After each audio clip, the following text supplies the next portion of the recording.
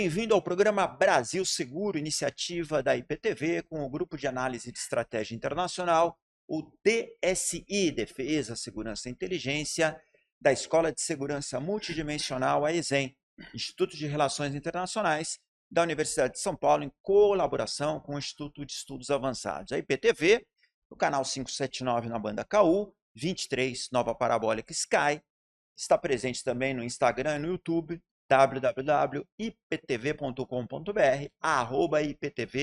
@IPTVOficial. Mais de 40 milhões de espectadores em todo o Brasil, 15 milhões de domicílios, abrangência nacional à sua disposição, no nosso caso, lidando com o tema da segurança pública, da defesa nacional, dos assuntos ligados à criminalidade que afetam você e afetam a sua família e o seu negócio. Tem a ver com o nosso interesse e nesta semana nosso convidado, o Dr. Roberto Troncon Filho. Roberto Troncon, colega do DSI, desse grupo que nós coordenamos lá na Universidade de São Paulo, e que tem uma vasta trajetória no setor público e no setor privado, tendo sido quadro da Polícia Federal, onde se aposentou, ocupou a superintendência, que é o órgão máximo, posto máximo, no estado de São Paulo, foi adido da Polícia Federal no Reino Unido, lotado em Londres, também lidou com todo o tema de crime organizado, tem uma vastíssima e muito importante trajetória na Polícia Federal, aposentou-se, foi para a iniciativa privada, hoje está no Banco Santander, onde é head de segurança corporativa, cuidando dos temas todos que têm a ver com criminalidade e atividade bancária financeira. Desde o crime comum, o assalto, a explosão de caixas eletrônicos, tomada de carros fortes, até e principalmente hoje em dia, os crimes ligados a fraudes e golpes mediados por telecomunicações, por telefonia, por internet, fraude de cartão de crédito, enfim, tudo isso que tem a ver com o seu interesse, a sua preocupação quando faz operações bancárias. Troncon, muito obrigado pela tua presença, é uma grande honra ter o amigo aqui, o colega de DSI, e eu gostaria que você começasse então compartilhando com o nosso telespectador um pouco do que foi a tua trajetória pública, mais de 25 anos na Polícia Federal. A população sabe bem o que é a polícia, mas às vezes precisa entender melhor, discernir o que é a Polícia Federal, da Polícia Estadual, da estadual o que é a Polícia Militar, a Polícia Civil, também o Federal tem o Rodoviário Federal, tem outros tipos de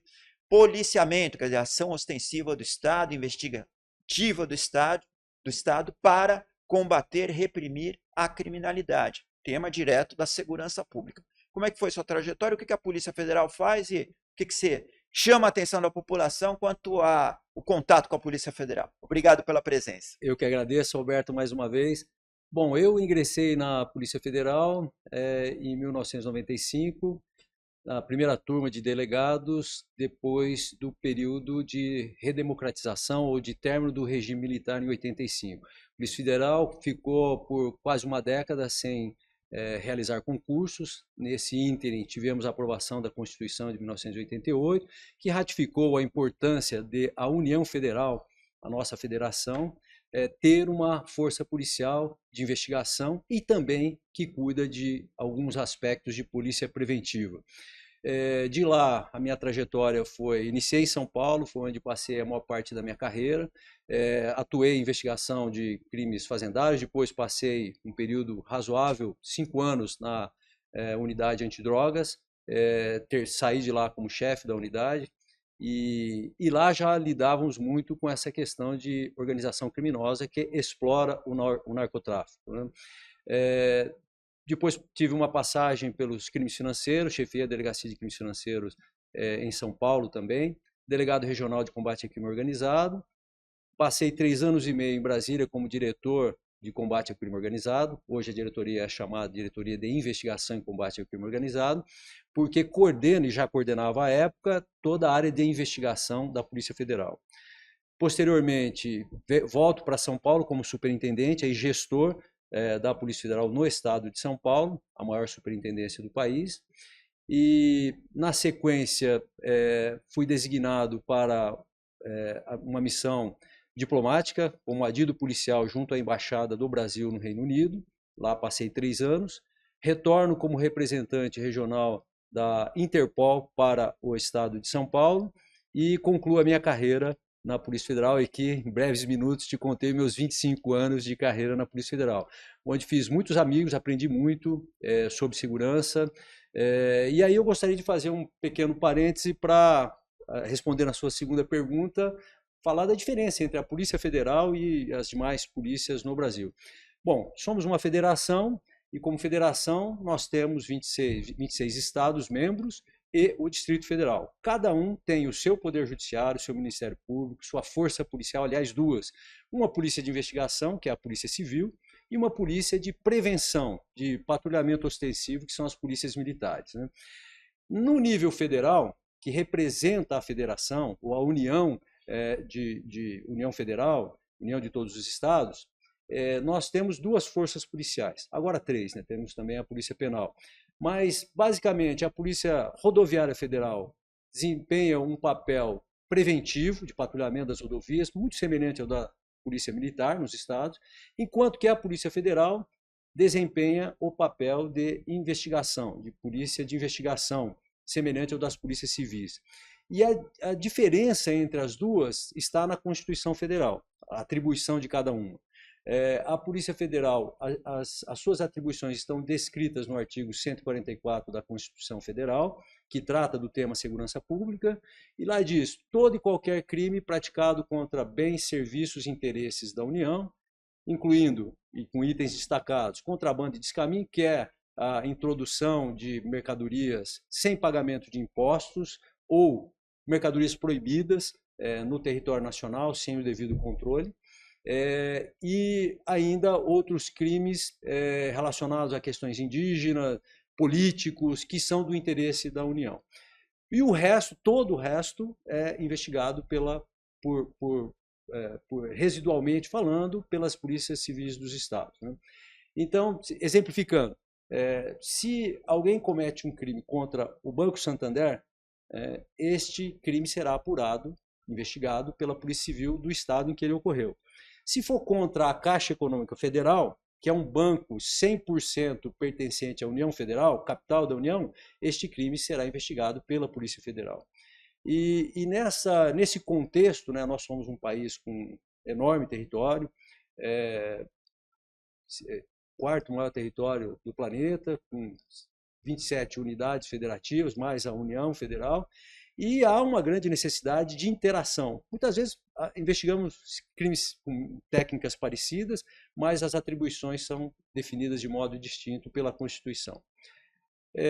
Acho que nesse tema que depois entraremos, né, nós vamos comentar muito da importância da colaboração entre as forças policiais para proteger a sociedade. Eu entendo também, e aí falando como cidadão, né, hoje já policial de pijama, a camisa da Polícia Federal está sempre embaixo da minha camisa, mas como aposentado, não mais ocupante de um cargo público que tem deveres e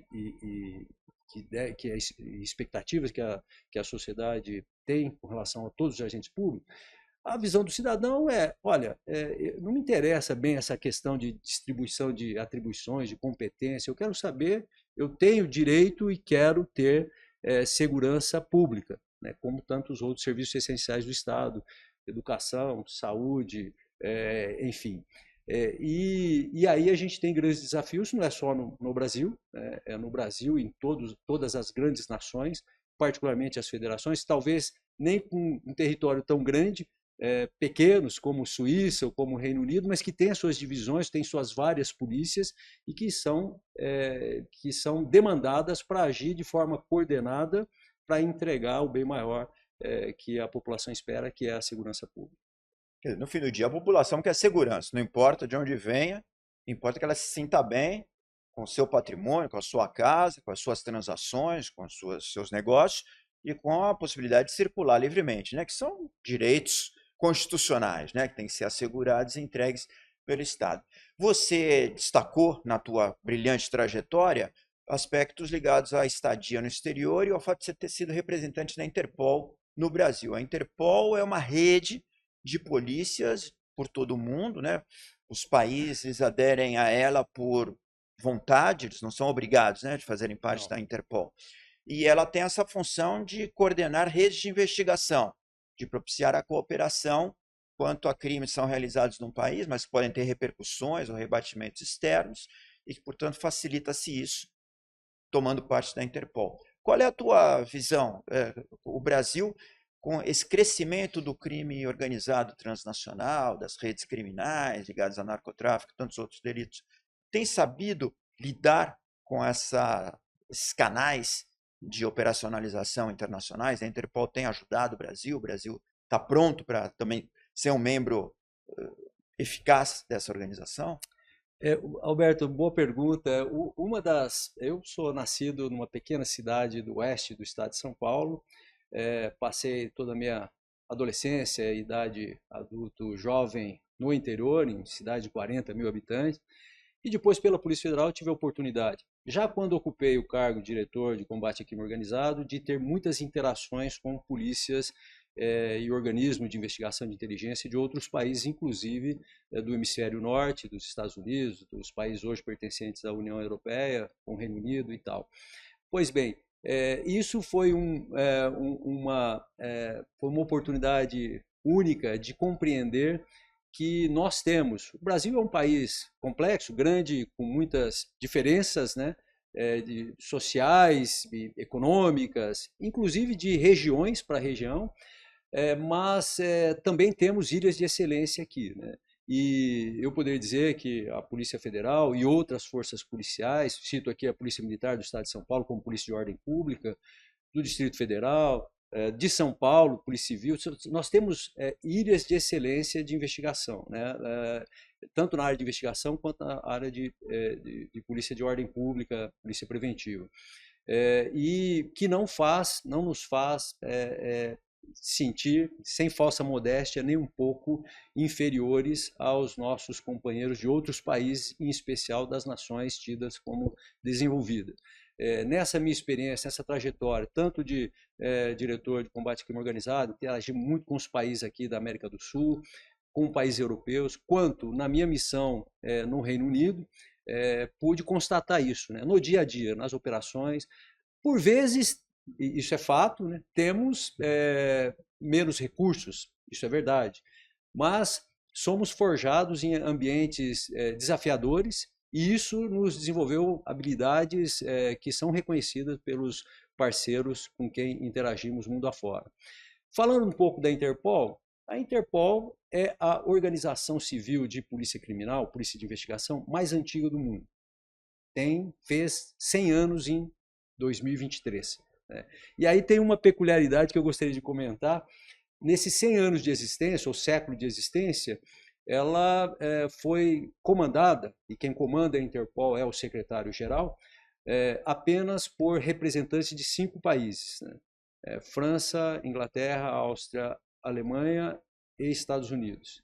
E no final de 2023, nós tivemos a felicidade, para os brasileiros e para a Polícia Federal em particular, de termos eleito pelo voto, 196 países hoje participam da Interpol como membros participantes, associados, um brasileiro, né, Valdeci Urquiza, que inicia sua gestão, já nos brindou com a presença e palestra no segundo Congresso de Segurança da FEBRABAN neste ano, em março passado, e que depositamos muitas esperanças que também lá, um órgão tradicional, que tem a maior missão é a de facilitar a cooperação entre as forças policiais mundo afora, e a Interpol tem um papel crucial, ela tem redes de comunicação segura, é mais conhecida pela sua difusão vermelha, né, ou Red Notice, que é a busca de procurados mundo afora. A pessoa pratica um crime, é condenada, tem um mandado de prisão expedido contra ela no Brasil ou em qualquer país, e dali muda para outro país onde a soberania do país em que ele praticou o crime não a alcança. Então você precisa da cooperação para localizar e para que as autoridades locais, sob o crivo do judiciário, o capturem e repatriem para o país onde ele deva cumprir crime. Perfeito. Pena, melhor dizendo. Perfeito. No próximo bloco, seguiremos com essa apreciação sobre a cooperação policial internacional com o Dr. Roberto Troncon, no Brasil Seguro. É um segundo. Somos a IPTV, a emissora que cresce com você. Bem-vindos de volta ao programa Brasil Seguro, nesta semana com o Dr. Roberto Troncon, de carreira pública na Polícia Federal, hoje aposentado, delegado, atuando no setor financeiro como head de segurança do Banco Santander. Troncon, no bloco anterior, falávamos da cooperação internacional, papel da Interpol, que é o órgão de cúpula entre todas as polícias do mundo, 196 países, que hoje tem a direção geral atribuída a um brasileiro, Valdeci Urquiza, e que com isso ajuda os países membros, e especificamente o Brasil, a melhorar a parte investigativa, a busca e captura de criminosos, dotando a população de mais esse instrumento de segurança por meio da cooperação internacional. Não, perfeito. E, como eu estava dizendo, né, a gente tem grandes... eu acho que a Interpol ela é muito útil e necessária, essencial, diria, na interlocução entre países que, pela distância geográfica, pela região diversa, não têm uma relação fluida, como, por exemplo, os países aqui da América do Sul. Vivemos no mesmo continente, ou os europeus dentro da União Europeia. Então, a gente tem, naturalmente, a quantidade de casos que surgem, que nos forçam e nos forçaram ao longo dos anos a cooperarem, colaborarem uns com os outros, criam laços que permitem uma colaboração, uma cooperação bilateral muito fluida. Contudo, quando temos, por exemplo, né, necessidade de interagir com um país da África Central, da Ásia, que são países que no dia a dia nós não temos esta interação, a Interpol tem um papel fundamental de mediador, de facilitador, de apoiador desta cooperação. Então, a gente tem com um brasileiro agora, que eu conheço pessoalmente, com a sua visão, visão de futuro muito clara, de transformar, de evoluir sempre, que ele deixará sim a sua marca nesta organização tão importante nos próximos 5 anos de sua gestão. Muito bem, você falou da nossa vizinhança, América do Sul. As redes transnacionais ligadas ao crime têm se notabilizado por uma ocupação desses territórios sul-americanos no tráfico de drogas, de pessoas, de armamentos, substâncias precursoras, na biodiversidade. Você comentou, nosso país tem tipos de segurança ou de criminalidade caracterizados regionalmente. O crime na Amazônia é um, o crime no Sul é outro, o crime na costa é de um tipo, nas regiões do interior, rural, tem outra natureza, outra característica investigatória, que demanda das autoridades públicas outra abordagem. Nesse aspecto, na América do Sul, para enfrentar esse flagelo, esse grande inimigo público que se tornou o crime organizado transnacional, nós somos dotados dos mecanismos para facilitação da persecução policial, do estabelecimento de contenção do crime organizado na cooperação entre os nossos vizinhos? Eu gostaria, antes de responder a sua pergunta, de até contextualizar, acho que 3 grandes fenômenos que hoje são um grande desafio para o Brasil e para o continente, né? O enfrentamento da corrupção, o enfrentamento dos crimes violentos, que perpassam pelo tráfico de drogas, tráfico de armas, tráfico de pessoas, infiltração de grupos criminosos em estruturas de Estado, e os crimes virtuais ou os crimes praticados em ambiente virtual, em ambiente digital, que são as fraudes, golpes eletrônicos. O que tem entre esses 3 grandes fenômenos criminais da atualidade no mundo, e particularmente no nosso continente e nosso país? É a atuação de organizações criminosas. E lembrando que esse conceito de organização criminosa, né, forjado já na Convenção sobre o Crime Organizado da ONU, de pouco mais de 20 anos atrás, né, ele é um fenômeno relativamente novo na história da humanidade. A gente tinha os bandos, quadrilhas, que atuavam localmente, quando muito regionalmente, mas essa dimensão... A máfia... As máfias, essa dimensão da empresa do crime, da empresa multinacional do globalizada. crime, esta é um fenômeno moderno, é um fenômeno de 3 décadas no máximo, ou menos, né? E ganhando escala, especialmente quando a gente fala de crimes virtuais. Voltando à sua pergunta, quando a gente trata da América do Sul, nós estamos preparados? Eu acho que a gente tem grandes desafios, né? E os países também têm seus grandes desafios.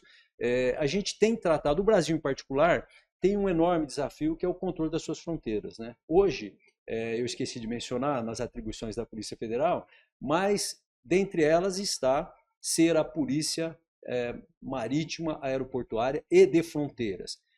Para um país que tem quase 17 mil quilômetros de fronteiras terrestres, mais 8.500 de costa marítima, você ter uma polícia com 12 mil homens para fazer isso e todo o resto de investigação e alguns outros aspectos de polícia preventiva, como emissão de passaporte, controle de estrangeiro, controle de armas, controle de produtos químicos que podem ser usados no tráfico, na elaboração de drogas ilícitas, é um desafio tremendo e a gente vai ter que enfrentá-lo de alguma maneira, né? O que eu acho que a gente está bem é na colaboração e cooperação com os países vizinhos, né? Ela, com uns é um pouco mais fluida, mais intensa, mais potente, com outros um pouco menos. Cada país também, a semelhança do que já acontece dentro do nosso território e mundo afora, né? Tem níveis de estruturação, de recursos e até mesmo de experiência e capacitação dos seus policiais diversos, mas a gente tem, por uma clara compreensão de necessidade, né, que perpassa não só as nações, as organizações, o setor privado, o setor público, sozinho, como dizia o meu pai, queixada fora do bando é comida de onça, né? Você sozinho você não faz nada, você faz pouco e você dificilmente vai atingir os seus objetivos. Então eu acho que nesse aspecto sim, a gente está bem, as interações estão aumentando por meio de acordos bilaterais, por meio de acordo multilateral, com apoio de organismos internacionais. Eu posso mencionar um, né, a Ameripol, a Comunidade de Polícias da América, que iniciou-se como uma comunidade de chefes de polícia há 25 anos, pouco mais, ou pouco menos, né, foi 2007, na verdade. Então, a Ameripol começou com uma organização de chefes de polícia, cada país com um chefe de polícia representando, combinando, trocando experiências, combinando algumas estratégias. Ela está em vias de ganhar personalidade jurídica internacional, tanto quanto a Europol ou Interpol, porque foi firmado um tratado pelo nosso presidente da República, com mais outros, e está em vias de ratificação no Congresso Nacional dos países, e à medida que for ratificado esse tratado, ela terá a sua representatividade, a sua personalidade jurídica internacional. Bom, e o que isso impacta no dia a dia? Bom, a Ameripol são as polícias do continente americano, Exato. do Canadá à Argentina. Todos isso. eles. Nem todos participam, hoje são 35 países, né? Estados Unidos está como observador, Canadá não participa, mas México sim, do México para baixo, muitos da América Central, do Caribe, e todos, ou quase, acho que todos atualmente, da América do Sul. Então tem sido mais um veículo para tratar de questões regionais.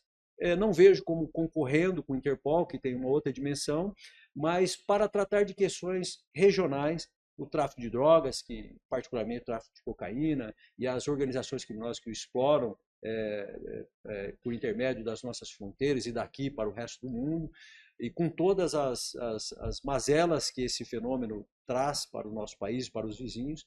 Então ela tem sido um canal de diálogo regional importante. E cito um exemplo, ela tem, dentro do seu contexto, já falando do outro bloco, que é dos crimes em ambiente virtual, ela tem um escritório de combate a crime cibernético, conhecido como AC3, Ameripol 3C de combate a crime cibernético, que fica baseado na Argentina, em Buenos Aires, e que tem uma ambição de ser o grande hub de colaboração, cooperação entre as polícias do continente, em especial do continente sul-americano, para enfrentar esse crime que é, por excelência, o melhor exemplo de crime transnacional.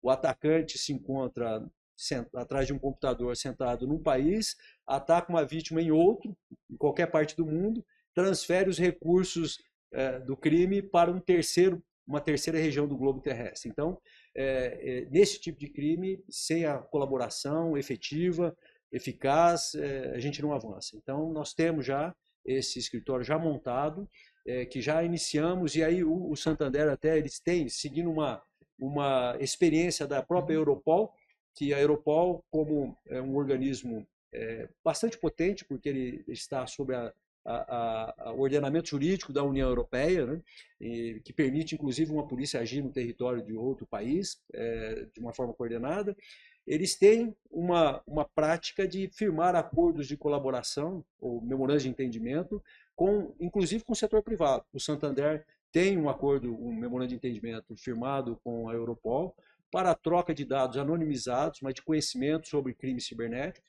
e já firmou no ano passado com a Ameripol também, com esse escritório, com o mesmo escopo de poder trocar conhecimento e dados anonimizados, que trate do fenômeno, das manchas criminais, dos novos métodos, e mais com um suporte para o setor público entregar a segurança pública neste ambiente. Muito bom. Bom, no próximo bloco trataremos da questão das fraudes e golpes bancários cibernéticos mediados pelo ambiente digital com o Dr. Roberto Troncon. É um segundo, até já, programa Brasil Seguro. Acompanhar a programação da IPTV ficou ainda mais fácil. De qualquer parte do mundo, você pode assistir tudo ao vivo por meio do aplicativo IPTV Play, disponível para Android e iOS. Pelo site www.iptv.com.br.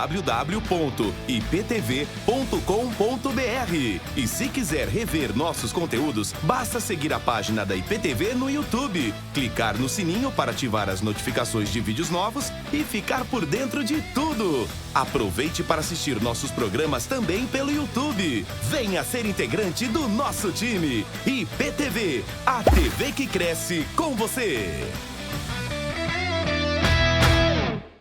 Bem-vindos de volta ao programa Brasil Seguro, nesta semana com o Dr. Roberto Troncon, delegado da Polícia Federal, hoje no quadro da reserva, né, aposentado, e atualmente chefe da segurança corporativa do Banco Santander. Já está nesse posto há quanto tempo? 4 anos. 4 anos, quer dizer, com uma experiência tanto da Polícia Federal e agora no setor bancário, dos crimes ligados a temas financeiros, a fraudes de contas, uso indevido de cartões, desvio de dinheiro, enfim, algo que nos preocupa muito, atinge toda a população brasileira. Quem nunca recebeu um telefonema de um banco querendo confirmação para uma compra e no fim era um golpe, aperta uma tecla ou alguma mensagem num aplicativo qualquer. Troncon, isso virou assim, todos somos assaltados, né? Tomados de assalto por esse tipo de tentativa de golpe todos os dias, né? Virou um problema generalizado. Qual é o tamanho do fenômeno? Como é que vocês lidam com isso? Qual é o custo para um banco como o Santander e para os bancos em geral? Você também tem uma atuação na Associação dos Bancos, né?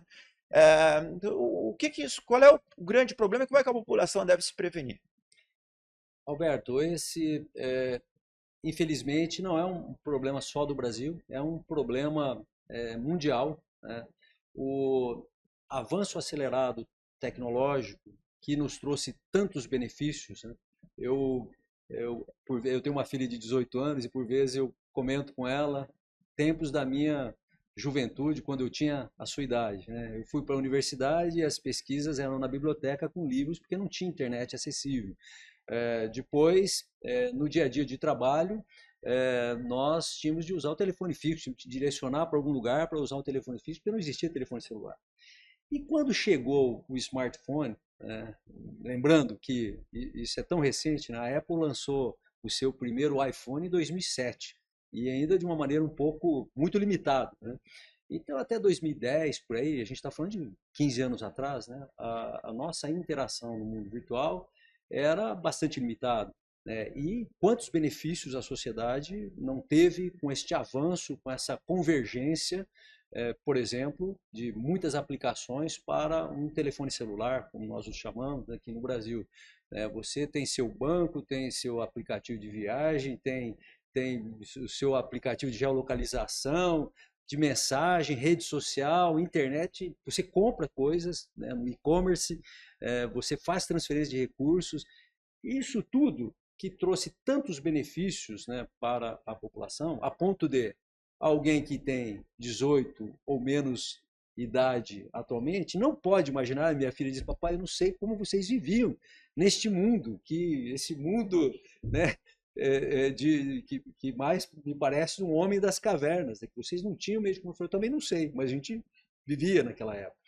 Pois bem, o crime acabou, e todos sabem, aproveitando essas oportunidades, ele se move, né?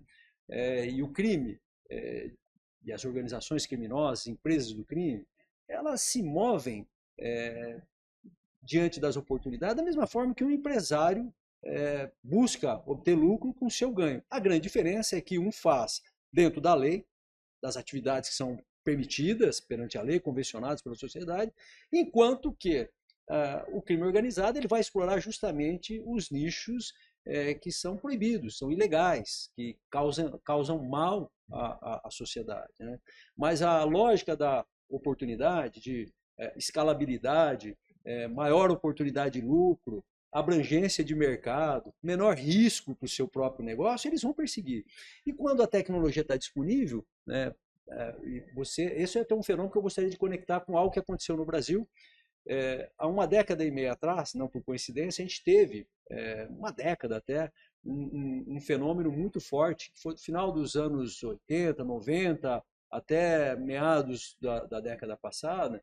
Nós tínhamos um fenômeno do roubo a banco, né? Explosões de caixas eletrônicos e assaltos e sequestro, extorsão mediante sequestro de tesoureiros para pegar dinheiro, né? E isso os bancos investiram muito, as polícias se prepararam muito para enfrentar esse tipo de fenômeno, que hoje ele é residual, ele diminuiu muito, né? Tem aquele cangaço, o novo cangaço. Temos, né? o cangaço que a gente chama de cangaço digital, tem o novo cangaço, e aí são coisas diversas. Sim. O novo cangaço, mais chamado atualmente como domínio de cidades, ainda ocorre pontualmente, mas quando a gente olha a estatística, ele diminuiu muito em relação ao passado.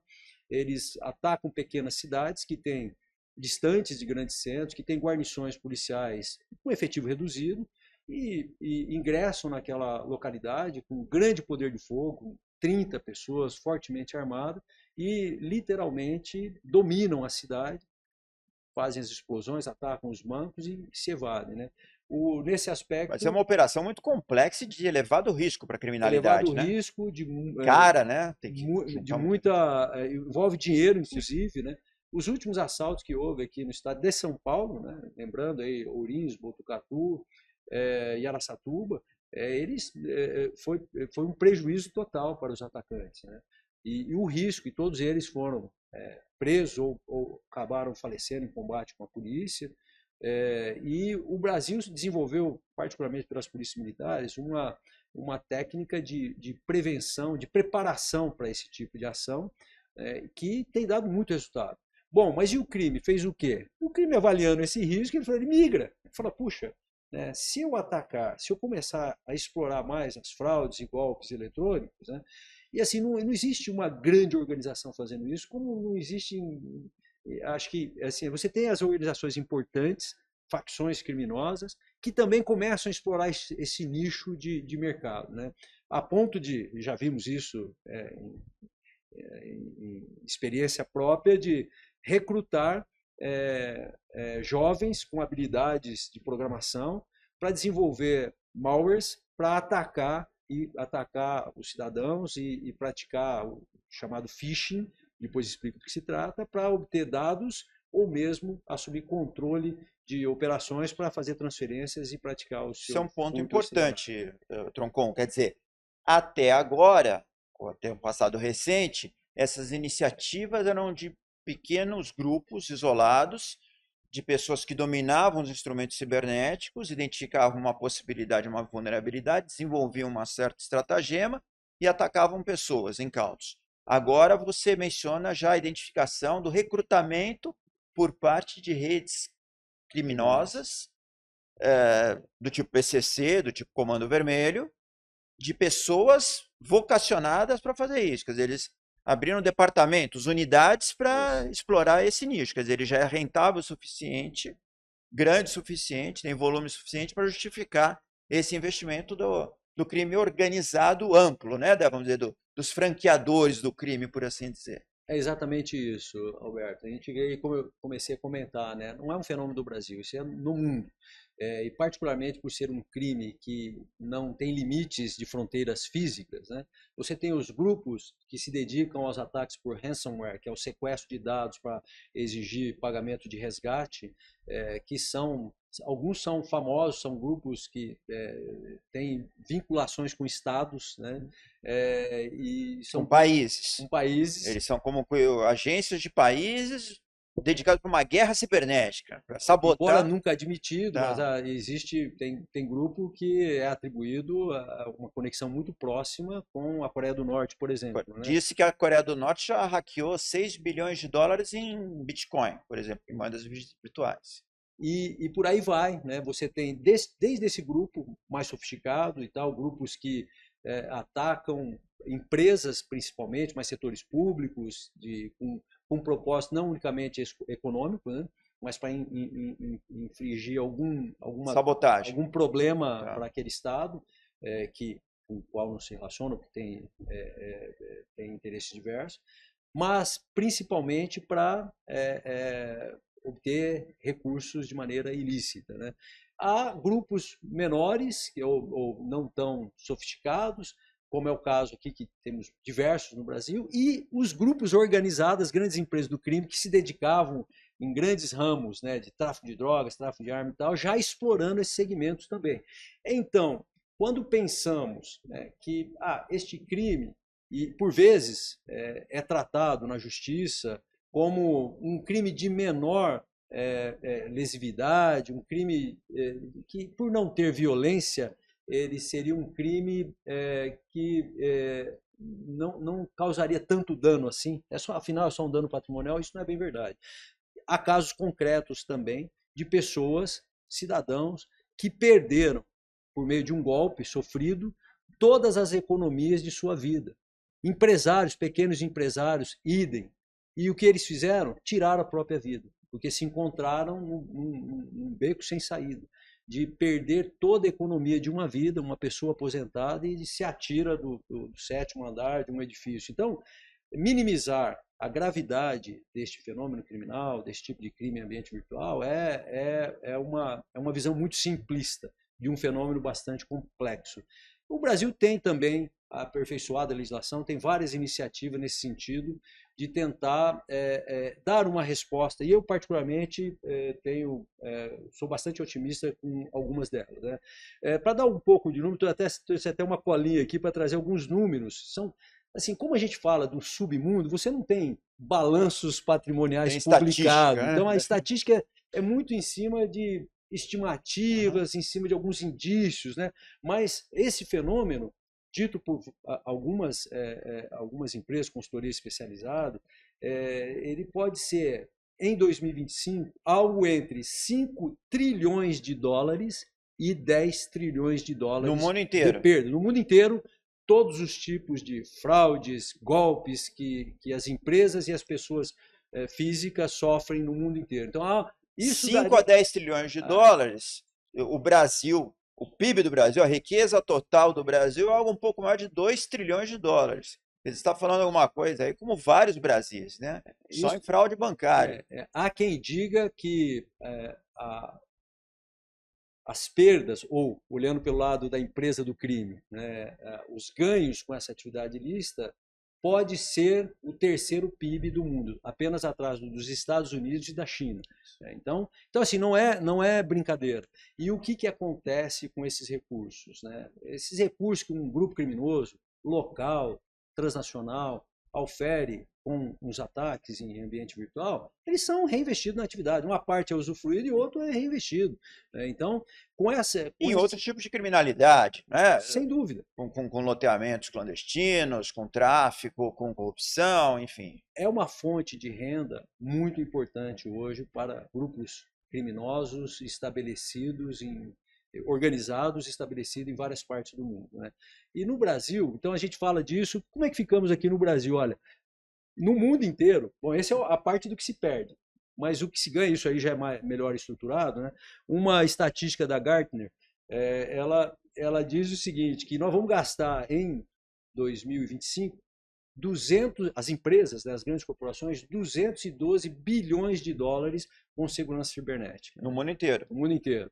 E no Brasil, só dados da FEBRABAN, que é a Federação Brasileira de Bancos, que representam a maior parte do sistema financeiro nacional, onde fazem parte como associados os grandes bancos, nós gastamos em 2024 5 bilhões de reais só com tecnologia de cibersegurança.